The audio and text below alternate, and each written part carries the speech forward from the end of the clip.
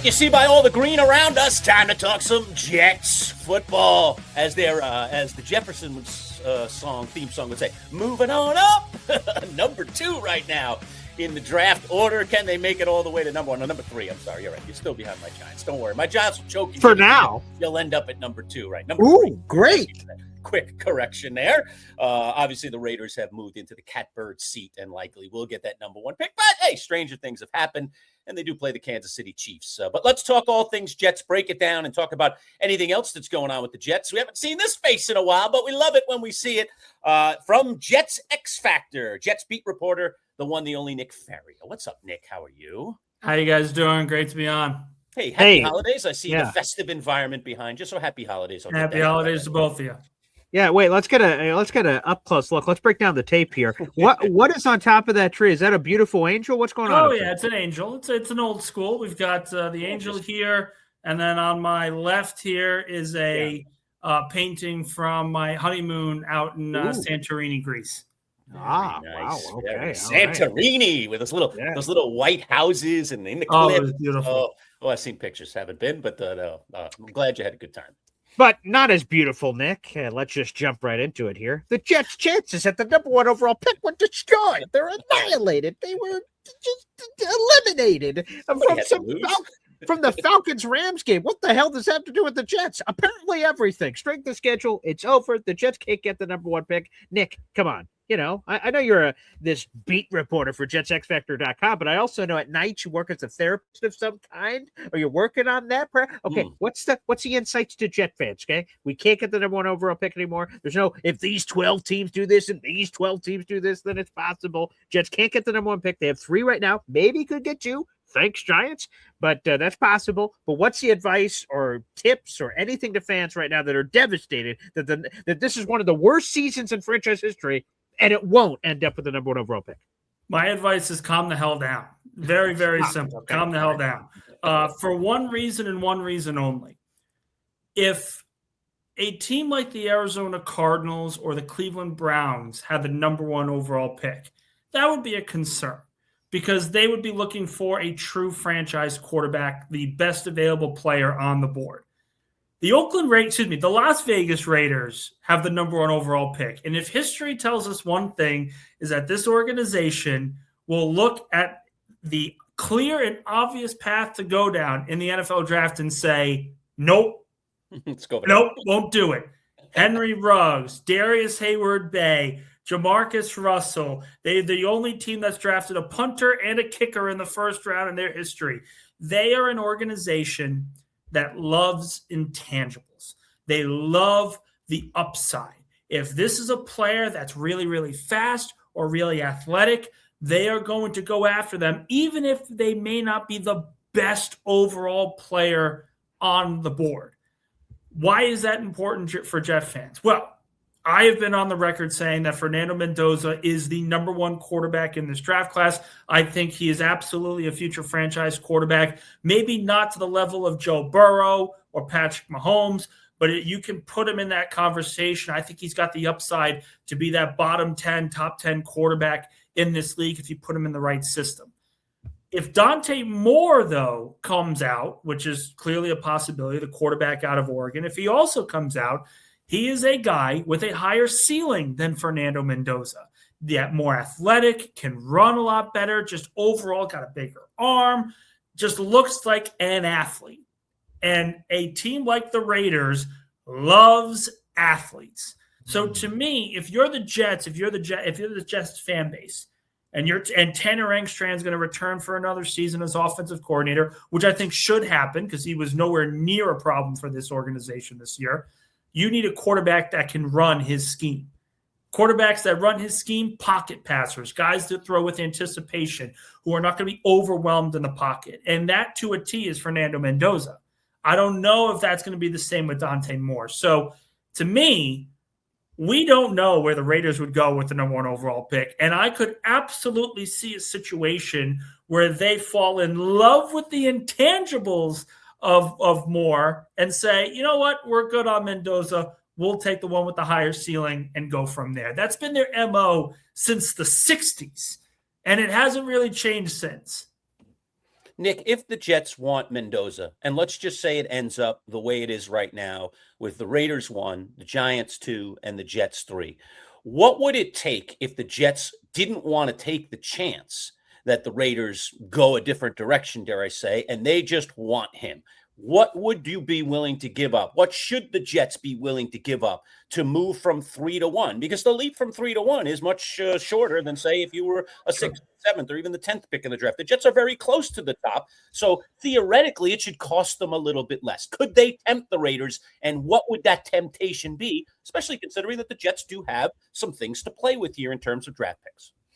Well, it comes down again to how much they love this quarterback class. If they are all in, hands down, in love with Fernando Mendoza, then you got to do whatever you can to get him, whether that's 2 first-round picks, whether that's 2 this year and a first next year, so 3 in total. You get your quarterback. If you fall in love with a guy, you do whatever you can to go and get him. Doesn't matter the price, doesn't matter anything, because if you get the quarterback right, it changes everything for the organization. Now, that besides that point, I think you're looking at a situation right now where the Raiders are going to take a quarterback no matter what. I do think they're going to be in the market for a veteran, whether it's Tua, whether it's Kyler Murray. I keep hearing Kyler Murray's name in Las Vegas. Lamar Jackson's going to be a big question mark going into the offseason. There are a lot of good quarterbacks available, and the Raiders could be a team that targets one of these veterans and says, we're not going to really focus on the quarterback position. We have too many needs. Let's go offensive line. Let's go Maui Goa, the kid from Miami, that kind of move. I could totally see that happening as well. But ultimately, when we talk about the price tag, it only is based on how in love you are with a quarterback. If you're trading up, this better be the guy, and you better be all in on this guy, no reservations whatsoever. And if that is the case, you do whatever possible to get that deal done, whether it's 2 firsts, 3 firsts, 2 firsts, and 2 seconds. It doesn't matter. Get your quarterback. Okay. I like that aggressiveness, and I hope the Jets employ the same strategy again if they love one of these quarterbacks, which is a key piece to the puzzle. But who will be in charge selecting said quarterback, Nick Faria? There's a lot of Jet fans that have their torches and pitchforks outside. It's getting a little concerning. I got to redirect them to One Jets Drive. I don't know why the hell they're outside my house. So, Nick Faria, is Aaron Glenn's job in jeopardy? Because there was a report from Armando, his last name is escaping me. He's a national reporter, but has a Dolphins background that says, oh, he doesn't think Aaron Glenn's job is safe. And is there any truth to that? I'll frame it this way. On a scale of 1 to 10, how shocked would you be if Aaron Glenn's name came across the ticker on Black Monday? 10, totally shocked. I couldn't believe it happened. 1, no, I totally saw that coming. On a scale of 1 to 10, how surprised would you be if Aaron Glenn was fired on Black Monday? I would say it's probably around a 7, but I will say it was a 10 maybe a couple weeks ago. Okay. Because the team is just not playing well, and Aaron Glenn continues to back himself into a corner. I wrote an article today that was actually just published talking about the many different ways that Aaron Glenn has actually backtracked on comments all year, whether it was we're going to win now in his introductory press conference to we want this to be a team that the fan base is going to be proud of. 2 months later, well, I never said right now. That's the end goal. I mean, just some really, really bad answers overall from the Jets head coach. And I think it stems from the fact that he doesn't know what kind of coach he wants to be because the results are not there. He came in with a plan, and the results for this first season are not there. So I do think that he deserves a second year, if only because Rich Kotite got a second year, Adam Gase got a second year. I mean, these guys, we could talk about Aaron Glenn and the issues all season, the fact that they've been blown out so many different times, especially recently, but you're playing with an undrafted free agent at quarterback. You've gotten a bunch of injuries. Your best offensive player has been hurt since October. The quarterback position's been a mess. Your defense has been a mess. What exactly were we expecting when Garrett Wilson went down? What exactly were we expecting when they benched Justin Fields and Tyrod Taylor got hurt? They're on their 3rd quarterback this season. I mean, when you are on your 3rd quarterback, it's never going to be pretty. It never will. And I think that's something that Jet fans need to kind of come to terms with. Not to say that it's excusable or you want to see your team get blown out by 30, but Brady Cook is an undrafted free agent. He was never supposed to see the field this year, and now he's starting multiple games. He's clearly in over his head this season. Maybe he improves next year or the following year as he gets more experience in the NFL. But when you're on your third quarterback with no legitimate number one receiver and trading away two of your better defensive players, of course the tape is going to look as bad as it has. Nick Faria, we were talking about this the other day a little bit about slow starts for Hall of Fame coaches. Chuck Noll, awful in his first year with the Steelers. Jimmy Johnson, awful in his first season with the Dallas Cowboys. I looked at Ray Handley as a Giants fan and said, like, the minute I saw him starting to coach, let's just get rid of him now. It didn't take very long to evaluate him. So I agree with you. I think that Glenn has made some mistakes, and I think particularly in the press room. I just think he's been unwise. I challenged him this week about calling out the effort of his players at this stage of the season publicly. That's a dumb thing to do for a young coach. Then he walked it back at this point. And then, of course, he walked it back, a day later. But so let's talk about, can he learn from these mistakes? And is this a guy that, like Johnson and like Noel, hard to compare him to Hall of Famers, but I am here, okay, is he a guy that can figure it out? I like the fact that he's an older guy. I like the fact that he's been around the block. And I do love the fact that he's a Jet through and through. And if he did rescue this franchise, the fans would give him all of the love and support he would ever want. Talk about that. Yeah, it's an interesting conundrum because I do believe that Jet fans are out to get Aaron Glenn a little bit more than they were with Robert Saleh, maybe even a little bit more with Adam Gase. Because I think they were just resigned to the fate of, okay, these aren't the guys. I think fans came in and have been deeply, deeply hurt by the fact that Glenn came in with promises of, we're going to improve, we're going to be a team you can be proud of. And just every week goes by, he either looks outmatched on the field or outmatched at the podium. And he's walking back comments left and right where it's, yeah, I've got all this fire, I've got all this passion, and then I've got my tail tucked in between my legs because we got blown out by 30. I think that's part of the frustration, fair or unfair, that Jet fans are dealing with right now. I mean, again, he's a former legend. He's a player that was a Pro Bowler for the Jets. One of the last few years that they were fantastic. 1998. It's just a matter of, when you are losing, stop putting a bullseye on your back. When you're just coming into a job, stop putting a bullseye with you. You mentioned Chuck Noll. I actually put this out on Twitter a couple of days ago. From history, Chuck Noll goes in 1969. It's the first team meeting he ever has with the franchise. He's speaking to however many players it was, and he literally goes, I understand why you guys aren't winning, and I'm going to tell you the secret why you're not winning. And everyone's waiting. And he goes, because you all suck. You're not good. Yes, and essentially was, most of you will not be here by the time we get good. Wow. Most of you won't be here, but we're going to find those that are good enough, and you will be in charge. You will be the leaders that get us to the promised land. Guys like Andy Russell, who were there for that terrible 1969 team where Chuck Noll was just learning which players were good enough, which players were not. I think in some ways that was kind of what Aaron Glenn was doing this year, finding out which players are good enough to keep and which ones they just need to move on from. But I also look at a guy like Dan Campbell with the Detroit Lions. His first year was an utter disaster. Yeah, pretty much the same thing with Aaron Glenn, except he had Jared Goff, and Goff actually looked good that first year. It's just the team around him stunk. So, yeah, maybe we see another Dan Campbell where he gets his, Aaron Glenn gets his quarterback and they win 7-8 games and they look competent and they're competing. That changes the equation going into year 2 or year 3. But it's just a massive question mark because he has messed up a lot of different times on certain things that he has full control over. He had no reason to pick fights with people and try to have this open bravado when he was first hired.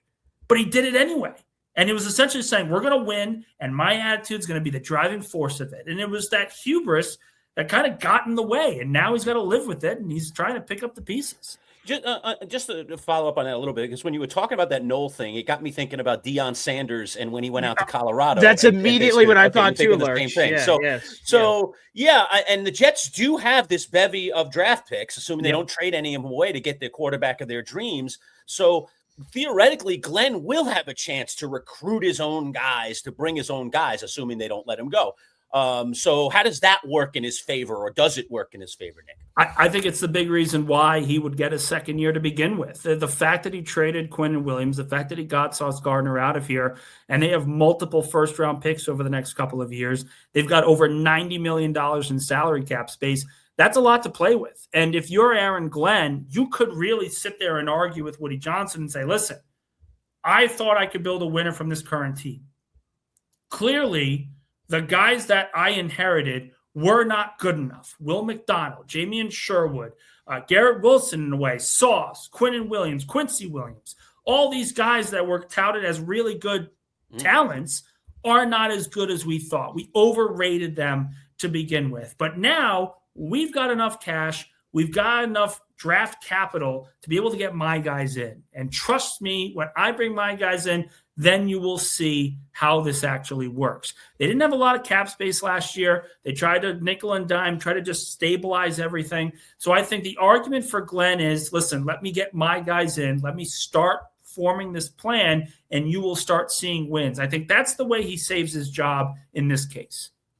Nick, how do you tickle this line? Because there were fans. So the Jets started the season 0-7. And a lot of fans were like, geez, tear it all down. It's tank time, baby. Let's go for the number one pick. That's what we need to do. And basically, the Jets decide to do that. They trade off Sauce Gardner. They trade off Quinn Williams. They're playing Brady Cook at quarterback, for the love of God. And they've gone full tank mode.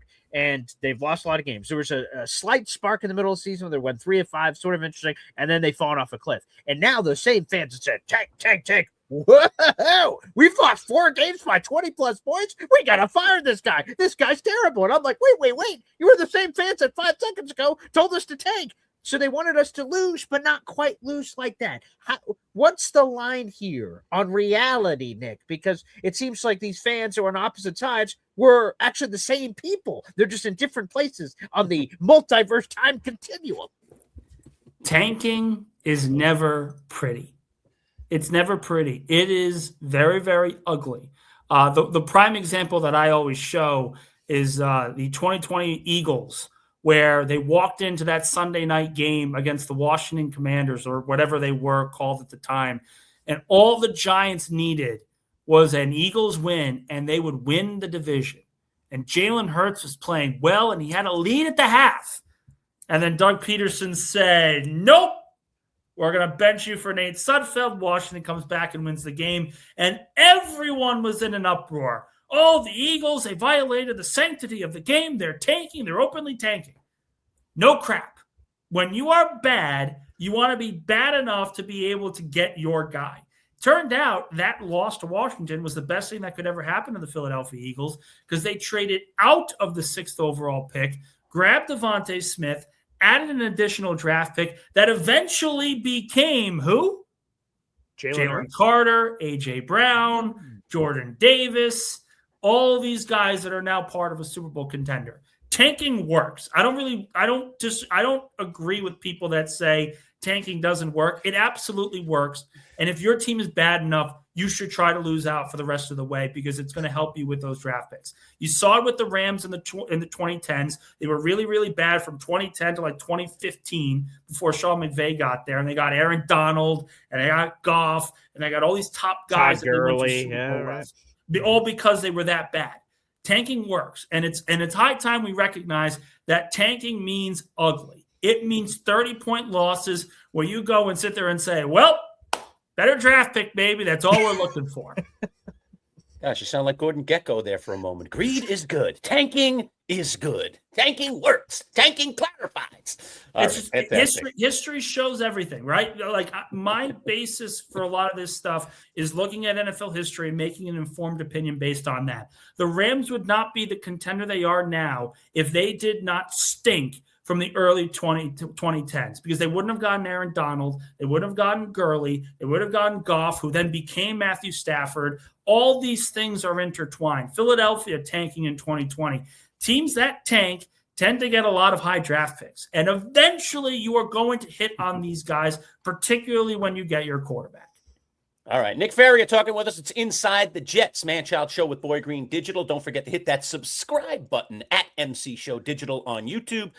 Today's broadcast brought to you by our friends at Cam's Pizzeria. Let's take a moment, enjoy what our friends at Cam's do, including Paul having a slice. We'll be right back.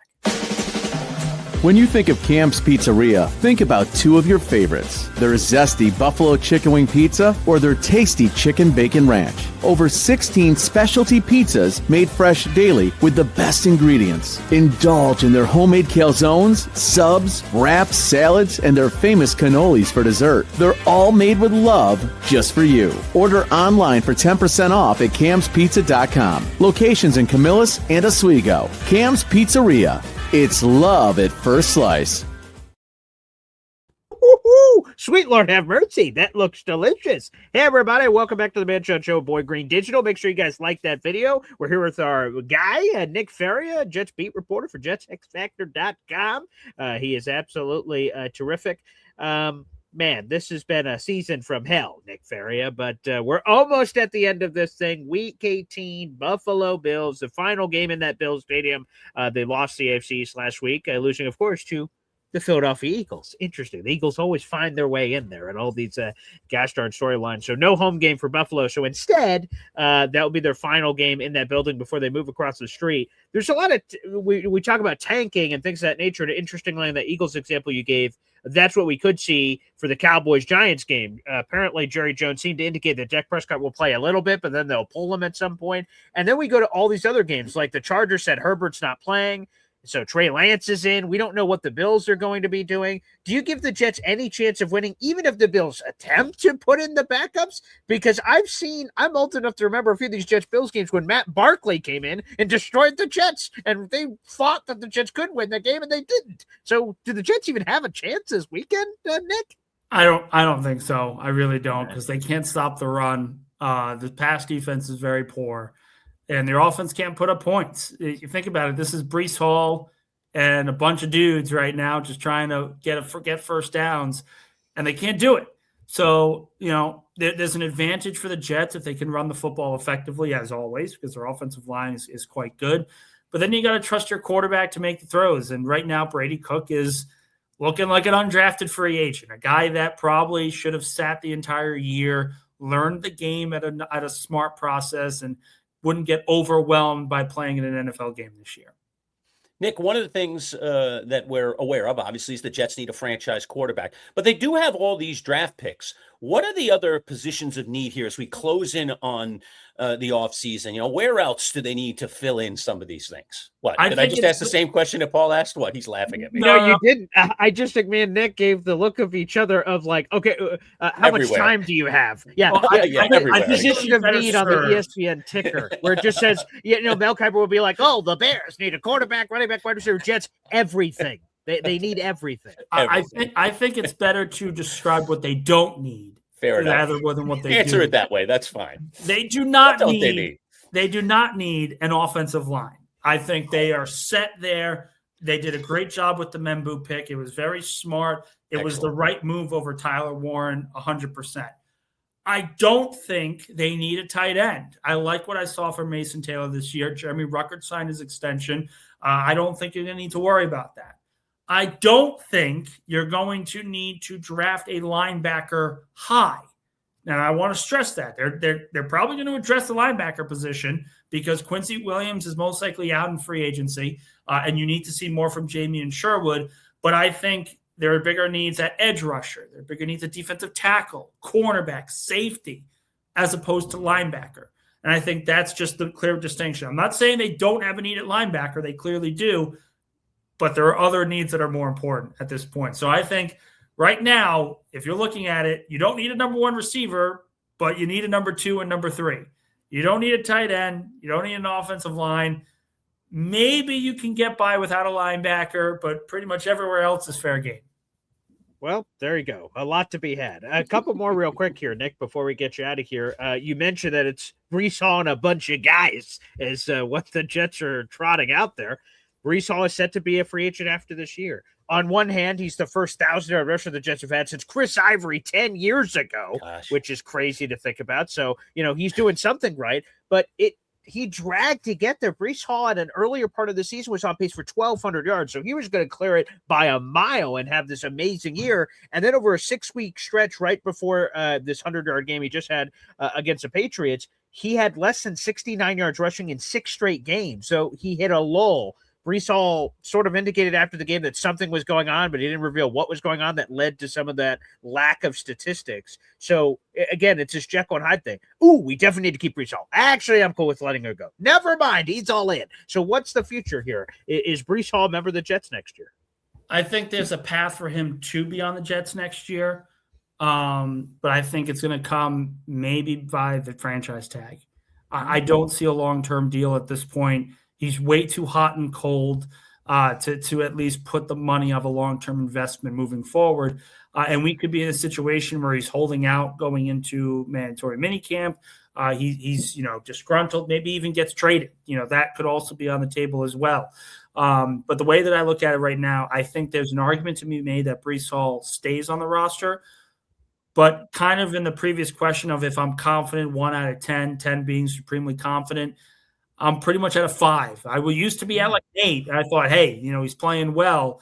But that stretch that he had where he didn't really put up the numbers, that's happened his entire career. He's gone on month-to-month stretches where he has just been invisible for this offense. Granted, a lot of factors that play into it.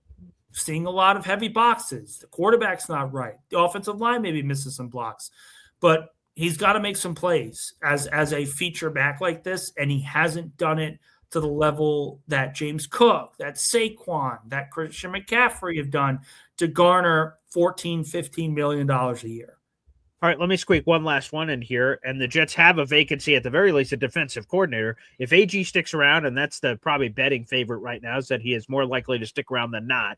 Who, for you, if AG sticks around, is the dream defensive coordinator? Who is the guy the Jets should be chasing that they could get and they bring in here and fix that defensive side of the ball? They've got a lot of problems, as we mentioned. Might be easier to list the problems they don't have, but the problem they do have is defensive coordinator. Who should be the guy that Jet fans are drooling over to get? I think it's a multifaceted question because the obvious answers are veterans like Brian Flores, Jim Schwartz if he leaves Cleveland. I am not someone, though, that feels those guys are what the Jets need in terms of their defense. I look at a guy like Jim Leonard out in Denver, pass game coordinator, assistant coach for Sean Payton, really good, strong statistical career as a coordinator and play caller. And then you look, and let me ask you guys, if you were to venture a guess, who's probably the best defensive coordinator in the NFL right now? Best defensive coordinator right now. Flores would be up there. Spagnuolo. Vance Joseph. Vance Joseph would be up there for me in Denver. There's so much disrespect for Vic Fangio. Oh, Eagles, of course. Yeah, sure. The work who's Houston's DC? Who's Houston's DC? He used to be. He was Chicago's. He's had the number one defense now for multiple years. No team has given up less points in the last 8 games in Philadelphia right now. The reason why I bring up Vic Fangio's name, I don't think he's going to leave Philadelphia. But Christian Parker, who's their secondaries coach, who has coached Quinyon Mitchell and Cooper DeJean to have all-pro, Pro Bowl caliber seasons their first 2 years, is absolutely ready to become a play caller. He's been a disciple of the Fangio system for years. And if I were to say one thing, the modern NFL offense has no idea how to attack the Vic Fangio defense. Cover 4 quarters, and they just squeeze you out for entire games. What the Jets should be doing is they should be taking flyers on some of the best defenses and plucking those major assistants that actually have experience in play calling or understand the system to a T. Christian Parker understands that Eagles defense to a T. If Fangio retires, I think Eagle fans would want him to be the replacement. The Jets can get in front and say, no, he's our guy by making him the coordinator. I like it. That Vic Fangio system is terrific. So great choice there. Nick Faria, Happy New Year, my friend. Thanks for joining us. We appreciate all the love on the JETS Jets. Appreciate it, guys. Thank you.